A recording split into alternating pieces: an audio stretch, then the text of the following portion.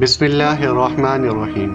السلام علیکم دوستوں، امید ہے آپ سب خیریت سے ہوں گے۔ دوستوں، عید الاضحیٰ کے دوران پھیلنے والی بیماریوں سے بچاؤ کی تدابیر کے بارے میں چند باتیں آپ سے اس ویڈیو میں شیئر کرنا چاہتا ہوں۔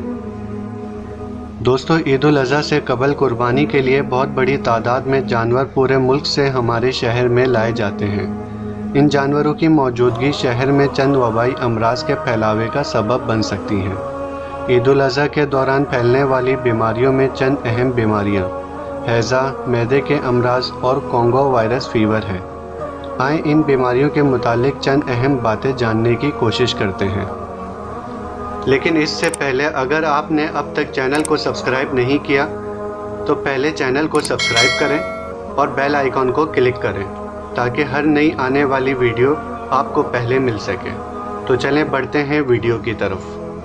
آپ کے مشاہدے میں یہ بات یقینی طور پر آئی ہوگی کہ عید سے قبل لائے گئے جانوروں کو عموماً گھر کے باہر گلیوں اور خالی میدانوں میں رکھا جاتا ہے، لیکن بدقسمتی سے ان جانوروں سے پیدا ہونے والے فضلے اور پھر قربانی کے بعد ان جانوروں کی علائشوں کو صحیح طور پر تلف نہیں کیا جاتا۔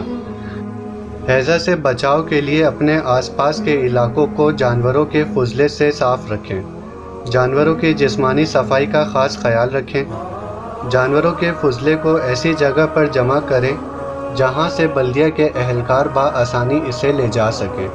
بچوں کو غیر ضروری طور پر جانور کے آس پاس نہ جانے دیں۔ ان دنوں خاص طور پر اپنی جسمانی صفائی کا خاص خیال رکھیں۔ پانی ابال کر استعمال کریں۔ قربانی کے بعد غذا میں گوشت کا استعمال زیادہ بڑھ جاتا ہے۔ گوشت کا ایک حد سے زیادہ استعمال عموماً لوگوں کو معدے کے امراض میں مثلاً سوزش اور السر جیسی تکلیف میں مبتلا کر دیتا ہے۔ اس لیے ضروری ہے کہ گوشت کا استعمال اعتدال سے کیا جائے، پانی کا استعمال زیادہ کیا جائے، تیز مرچ مسالے اور کولڈ ڈرنک وغیرہ سے اجتناب کیا جائے۔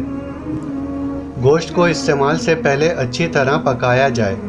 گوشت کو زیادہ عرصے تک فریزر نہ کیا جائے۔ گوشت کو فریزر کرنے سے قبل اچھی طرح دھو لیں، پھر ابال کر چھوٹے چھوٹے پیکٹ بنا کر فریزر کر لیں۔ اگر آپ کے علاقے میں بجلی کی لوڈ شیڈنگ ہوتی ہے تو بہتر ہے کہ گوشت کو جلد از جلد استعمال کر لیا جائے۔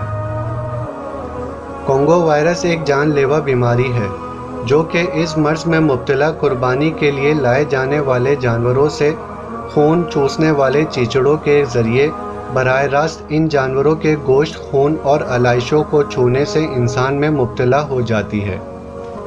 اس مرض کی علامتوں میں گلا خراب ہونا، بخار، سر میں درد ہونا، جسم میں درد، چکر آنا، الٹی، دست وغیرہ شامل ہیں۔ کچھ افراد میں یہ علامتیں پیچیدگیاں اختیار کر لیتی ہیں اور خون میں پتلا پن پیدا کر کے جان لیوا ثابت ہو سکتی ہیں۔ اس مرض سے بچاؤ کے لیے ضروری ہے کہ قربانی کے لیے لائے گئے جانوروں کو باقاعدہ اس مرض سے بچاؤ کے ٹیکے لگے ہوں۔